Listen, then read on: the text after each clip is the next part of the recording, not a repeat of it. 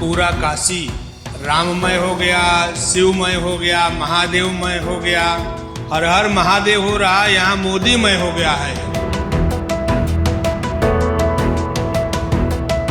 कोई सामने नहीं बचा है, मोदी के सामने कौन, अभी कोई नहीं है।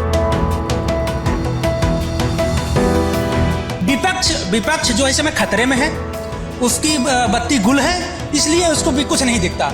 विपक्ष अब स्टैंड ही नहीं कर पा रहा है ना। जिन मुद्दों को लेकर उसको लोगों के तक जाना चाहिए, जिस शिद्दत के साथ उसको अपनी आवाज उठानी चाहिए थी, लोगों तक पहुंचना चाहिए था, वो नहीं पहुंच पा रही है। सियासी तपिश बढ़ती जा रही है और उसके केंद्र में है देश की सबसे हॉट सीट वाराणसी, जहां पर अब सियासत का जो रंग है वो चटक होने लगा है। वाराणसी की गली मोहल्ले चौक चौराहों पर जो राजनीतिक अड़ियां हैं वो सज चुकी हैं और इस वक्त हम एक ऐसे ही चाय की अड़ी पर मौजूद हैं जो बिल्कुल एक अलग अंदाज में आपको नजर आएगा। देखिए, ये फ्री चाय, मतलब यहाँ पर जो चाय पीने वाले जो लोग होते हैं उनको बाकायदे फ्री में चाय दी जाती है, लेकिन कुछ शर्तों के साथ। वो शर्त क्या है वो भी हम आपको दिखाएंगे। देखिए, इस चाय की अड़ी की बात करें तो बिल्कुल जो सियासी रंग है वो इस चाय की अड़ी पर सजा हुआ है। जो केंद्र सरकार की जो तमाम योजनाएं हैं उनको यहाँ पर इंडिकेट किया गया है। हर घर जल योजना, इसके साथ ही इज्जत घर हो, चाहे 30 लाख नौकरी हो, वंदे भारत हो, आयुष्मान कार्ड हो, मनरेगा हो, इसके साथ ही जो न्याय यात्रा है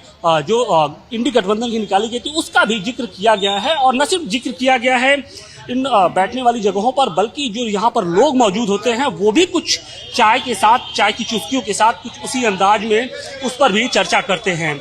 आज ये चर्चा इसलिए भी महत्वपूर्ण है क्योंकि अब जो यहाँ पर खासतौर से बनारस की बात करें तो यहाँ पर राजनीतिक रंग जो है वो और गहरा होते जा रहा है। प्रधानमंत्री नरेंद्र मोदी के प्रचार के लिए अब जो समूची जो भारतीय जनता पार्टी है वो एक तरीके से मैदान में जुट गई है, तो दूसरी तरफ विपक्ष भी है वो कहीं ना कहीं अपनी ताकत की नुमाइश करना चाहता है। और न सिर्फ अजय राय बल्कि ओवैसी के साथ साथ जो तमाम जो विरोधी पार्टियां हैं वो भी मैदान में नजर आने लगी हैं। कुछ लोग हैं, हम उनसे भी बात करने की कोशिश करते हैं। हमारे साथ देखिए वरिष्ठ पत्रकार विक्रांत जी भी हैं। विक्रांत जी, किस तरीके से इस वाराणसी की सियासी नब्ज़ को आप देख रहे हैं? देखिए, बनारस की अगर चुनाव की बात कहेंगे तो चुनाव में तो निश्चित तौर पर हम अपने सांसद की बात करेंगे, प्रधानमंत्री नरेंद्र मोदी जी की, क्योंकि बनारस में उन्होंने जो विकास किया है सांसद के तौर पर पूरे देश में नंबर 1 है। ऐसा कोई सांसद नहीं होगा जो बनारस में न रहे उसके बावजूद बनारस के बारे में इतना सोचे। हमें नहीं लगता ऐसा कोई सांसद हो। बनारस के बारे में एक नया नैरेटिव अब गढ़ा जा रहा है जब तीसरी बार वो चुनावी मैदान में है, तो बनारस के बीच लोगों के बीच में ये कहा जा रहा है कि बनारस सिर्फ एक सांसद नहीं चुनता है बल्कि एक प्रधानमंत्री चुनता है। ये इस तरह एक तरीके का नैरेटिव गढ़ दिया है बीजेपी वालों ने। निश्चित तौर पर ये तो घोषित चीज है ना, पूरा चुनाव ही मोदी के नाम पर है। आप कहीं घूमेंगे तो आपको मोदी ही दिखेंगे, दूसरा कोई नहीं दिखेगा, दूसरा कोई तो दिखेगा नहीं। तो बनारस इस समय सांसद नहीं चुन रहा है, प्रधानमंत्री ही चुन रहा है। नैरेटिव नहीं है, सत्य है, इसमें कोई दूसरी बात ही नहीं है। और इस बार और यही कारण है कि इस बार जो फासला है जीत का उसको 10 लाख पार करने की कोशिश की जा रही है। देखिए, जिस हिसाब से बनारस में मोदी जी ने काम किया है इसमें कोई दो राय नहीं है कि बनारस में विकास सड़कों के माध्यम से हर जगह आपको दिखेगी, तो बनारस के लोग वोट करेंगे, इसमें कोई दो राय नहीं है। मैंने पहले भी कहा और आज भी कह रहा हूं कि सांसद के तौर पर नरेंद्र मोदी जैसा कोई नहीं सांसद के तौर पे। लेकिन जब विपक्ष की बात आती तो विपक्ष को आप कहां पे देखते हैं? देखिए, विपक्ष क्या है ना कि बनारस में आकर के विपक्ष जो है वो कहीं खड़ा नजर नहीं आता है। एक नैरेटिव देने की कोशिश की जाती है कि कांग्रेस से थोड़ा सा एक अजय राय या इस तरीके की चीजें कोशिश की जाती है, लेकिन हर आदमी अपने जमानत बचाने की लड़ाई लड़ता है, अपने जीतने की लड़ाई नहीं लड़ता है कि हम जीतेंगे या क्या करेंगे। ये होता है कि अगर जमानत बच गई तो बड़ी बात हो गई, ये लड़ाई होती है। और जहां तक आप सवाल कर रहे थे कि प्रधानमंत्री देता है बनारस, तो ये नैरेटिव आज का नहीं है। आप इलाहाबाद में जब जवाहरलाल नेहरू थे या जब इंदिरा गांधी आती थी तो ये कहा जाता था कि इलाहाबाद या प्रयागराज प्रधानमंत्री देता है और वो प्रधानमंत्री कॉन्स्टिट्यूएंसी देता है। तो जहां से प्रधानमंत्री होगा तो सिर्फ बनारस से ही क्यों देता, पूरा पूर्वांचल प्रधानमंत्री देता है, उससे जुड़ा। अब हम देख रहे हैं कि जो लड़ाई है वो और तीखी होती जा रही है। अभी तक अजय राय मैदान में थे, अब ओवैसी भी आ गए हैं, ओवैसी परसों आ रहे हैं, इसके अलावा बीएसपी के जो आनंद कुमार हैं वो आ रहे हैं। तो विपक्ष को किस तरीके से देखते हैं, कितना टक्कर दे पाएगा मोदी जी को? मोदी जी को टक्कर यहां देना मुश्किल दिखता है, लेकिन अपनी वोट परसेंटेज वो कुछ न तो कुछ काटेंगे ही, लेकिन जमानत के तौर पर ही काटेंगे। जमानत बचाना ही उनके लिए संभव होगा। और कोई एक पक्षीय अगर कोई समीकरण नया बनता है इन लोगों के आने से, तो कुछ अंतर हो सकता है। की बात इसलिए उठी है क्योंकि जिस तरीके से सूरत में एक प्रकरण सामने आया, आपको भी जानकारी होगी, तो लोग यहां पर भी कुछ उसी तरीके की बातें हैं वो कह रहे हैं। हो सकता है, लेकिन वैसे उम्मीद कम है क्योंकि ये बनारस है। और बनारस का अपना अंदाज होता है। यहाँ के सियासी समीकरणों को आप किस तरीके से देखते हैं? सियासी मूड क्या रहा है बनारस का, अगर पिछले 2 दशकों की बात करें तो? अगर हम पिछले 2 दशकों के नहीं, अगर 2 दशक तो अभी में कहेंगे तो वो 2014 के बाद से जो काशी विश्व के पटल पे आया है, बनारस आप कह रहे हैं। और अभी आपने बात के दौरान में कहा, तो पूर्व के वक्ता ने कहा कि जब इलाहाबाद का था, प्रयागराज हो गया, काशी से भी हमारे सांसद को हमने चुना, लेकिन अब वो देश के प्रधानमंत्री हैं, तो निश्चित रूप से, और वो पूरी कैंपेन को लीड कर रहे हैं। एक ऐसा व्यक्तित्व जो देश में नहीं विश्व के पटल पे छाया हुआ है, चाहे वो मीडिया के माध्यम से हो, सोशल मीडिया के माध्यम से हो। खास करके काशी की जनता के बीच में इतने विकास कार्य किए हैं, तो लोगों का उनके प्रति एक सकारात्मक सोच है जी। 2014 और 2014 और उसके बाद की परिस्थितियों को आप किस तरीके से देखते हैं? देखिए, 2014 के बाद से बनारस में तो बहुत अमूलचूल परिवर्तन हुआ है। विकास, चारों तरफ विकास दिखाई पड़ रहा है, चाहे विश्वनाथ कॉरिडोर हो, सड़क का मामला हो, और हॉस्पिटल स्वास्थ्य में हो, सब नया नया काम यहाँ हुआ है। इसलिए पूरा काशी राममय हो गया, शिवमय हो गया, महादेवमय हो गया, हर हर महादेव हो रहा, यहाँ मोदीमय हो गया है। मोदीमय हो गया है। आने वाले 1 महीनों में किस तरीके से यहाँ की जो सियासत उसको देख रहे हैं आप? क्या तस्वीर नजर आएगी? एक तरफा, कोई सामने नहीं बचा है। मोदी के सामने कौन? अभी कोई नहीं है। मोदी ही मोदी मय हो चुका है। मोदी मय हो चुका है। कुछ अन्य लोग भी, हम उनसे भी बात करेंगे कि आप युवा हैं, ये बताइए कि देश में बेरोजगारी का मुद्दा है, तो क्या बनारस के युवाओं को बेरोजगारी वगैरह नहीं दिखती? जिस हिसाब से जनसंख्या बढ़ रही है, आपको क्या लगता है सबको नौकरी दी जा सकती है सरकारी? आप सोच के बताइए, सबको दी जा सकती है? जो युवा है वो फिर सड़क पे रहेंगे? अरे भाई, आप सरकार है तो आपको तो आगे आना पड़ेगा। सरकार क्या सबको नौकरी दे सकती है? कोई भी सरकार हो, मैं सबकी बात कर रहा हूँ। क्या सबको सरकारी नौकरी दे सकती है? नहीं दे सकती ना। तो जरूरी नहीं है सरकारी ही नौकरी मिले। कुछ लोग तो बिजनेस लोग के लिए बेरोजगारी कोई मुद्दा नहीं है। नहीं, बेरोजगारी कोई मुद्दा नहीं है। हमें तो नहीं लगता कोई बेरोजगारी मुद्दा। अगर लोगों को विकास नहीं दिखता है तो पता नहीं विपक्ष क्यों नहीं दिखता विकास। वो किस चश्मे से देखना चाहता है विकास को? खासकर पूरी जनता के चश्मे से देखे तब तो दिखे। वो सिर्फ अपने चश्मे से देखना चाहता है, विकास नहीं हुआ। कहाँ नहीं विकास हुआ? बनारस के विकास देख ही रहे हैं, पूरे भारत में देख रहे हैं, कहाँ दिख रहा है? पहले कहाँ भारत कोई पूछता नहीं, अब कहाँ भारत? तो क्या लगता है कि विपक्ष जो इस समय खतरे में है, उसकी बत्ती गुल है, इसलिए उसको भी कुछ नहीं दिखता।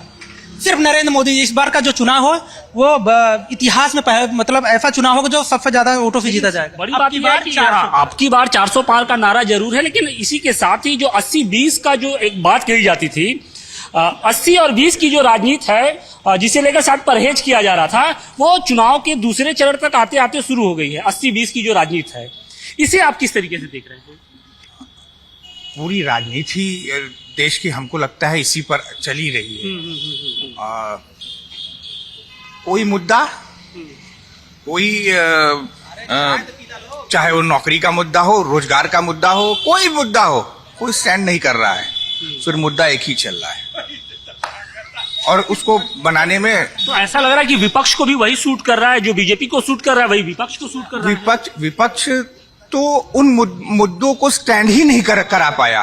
विपक्ष जो है मुद्दे खड़े होते हैं ना, मुद्दों को तैयार किया जाता है, मुद्दों को जनता के सामने ले जाया जाता है, लेकिन जनता के सामने और जनता सुनने को तैयार नहीं है उसको। जब आप इस स्तर पे आ गई है, लोग इस स्तर पे सोच रहे हैं कि 400 पार हो जाए पेट्रोल के दाम तो भी हम मोदी को वोट देंगे, तब किसी को आप क्या समझा सकते हैं? यहाँ समझाने को तो विपक्ष भी नाकाम रहा है। विपक्ष पूरी तरह फेल है।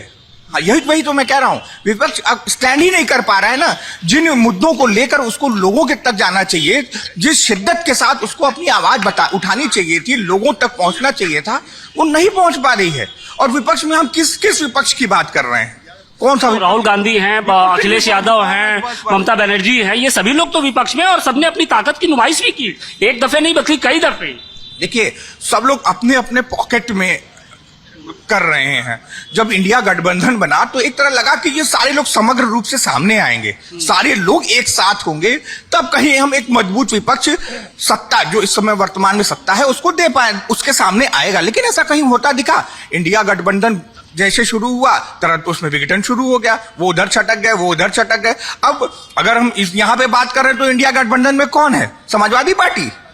आप बीएसपी को अपने साथ ले नहीं पाए। लेकिन बनारस के बारे में कहा था कि बनारस के जो लोग होते हैं मूड और मिजाज दोनों से भाजपाई होते हैं, और पिछले 2 दशकों का जो ट्रैक रिकॉर्ड है वो इसको जाहिर भी करता है, चाहे लोकसभा में हो या फिर नगर निगम हो या फिर जो विधानसभा की सीटें, आमतौर पे कहीं ना कहीं भाजपा के ही खेमे में जाता है।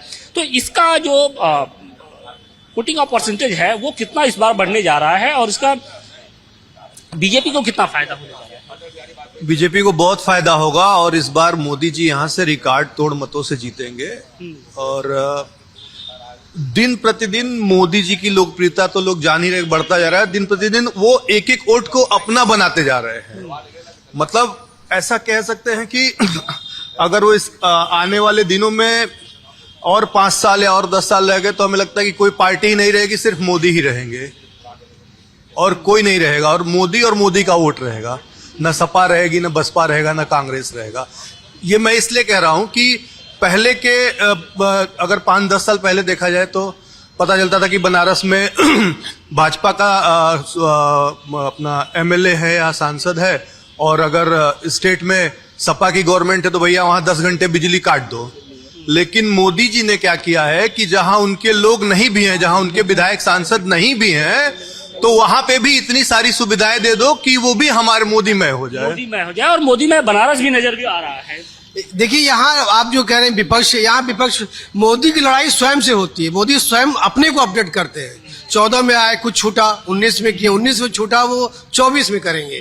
वो स्वयं को अपना बढ़ाते हैं, और उनको ये देखना है कि हमें अब कितना आगे बढ़ के और कितने मतों से हमें विजयी करना है। इस बार क्या उम्मीद कर रहे हैं? इस बार 400 पार, और कुछ नहीं इसके अलावा। बनारस में, क्योंकि बनारस में जो लक्ष्य है वो 10 लाख के ऊपर का दिया गया है। अवश्य मोदी जी इस बार 10 लाख वोट से ज्यादा जीत रहे हैं। हाँ। इस बार रिकॉर्ड तोड़ जीत रहे हैं वो। इस कॉन्फिडेंस के पीछे की वजह क्या है? विकास बनारस में, यूपी में, पूरे यूपी में विकास दिख रहा है। हर जगह देखिए, आप गंगा जी जाके देख लीजिए, कॉरिडोर देख लीजिए, अयोध्या राम मंदिर देख लीजिए, हर जगह देखिए विकास ही दिख रहा है। लेकिन विपक्ष कहता है कि बेरोजगारी का बहुत बड़ा मुद्दा है, महंगाई मुद्दा है। इस पे आप लोग को नहीं लगता कि ये कोई मुद्दा है? विपक्ष के पास कोई मुद्दा ही नहीं बचा तो क्या करेंगे बेचारे? कुछ न कुछ तो मुद्दा उठाएंगे ना। ऐसी बात लग रहा है कि आप तो भाजपा के कार्यकर्ता है, उस हिसाब से मैं जिससे बात कर रहा हूँ। नहीं, मैं एक आम आदमी हूँ। मैं भाजपा कार्यकर्ता हूँ, सपा कार्यकर्ता हूँ। मैं एक आम आदमी, बनारस का नागरिक हूँ। और यही कारण भी है कि प्रधानमंत्री नरेंद्र मोदी को ऐतिहासिक जीत दिलाने के लिए बीजेपी इतनी आसानी भी नजर आ रही है, और जो टारगेट तय किया गया है वो 1-2 लाख नहीं बल्कि 10 लाख वोटों का टारगेट तय किया गया है। और इस टारगेट को तय करने में एक तरीके से पाने के लिए जो समूची बीजेपी है वो लगातार प्रयास कर रही है, और उसके पीछे कहीं ना कहीं जो पूरा समूचा बनारस है वो भी नजर आ रहा है। वाराणसी से केस के साथ आशुतोष सिंह, कायम नव भारत।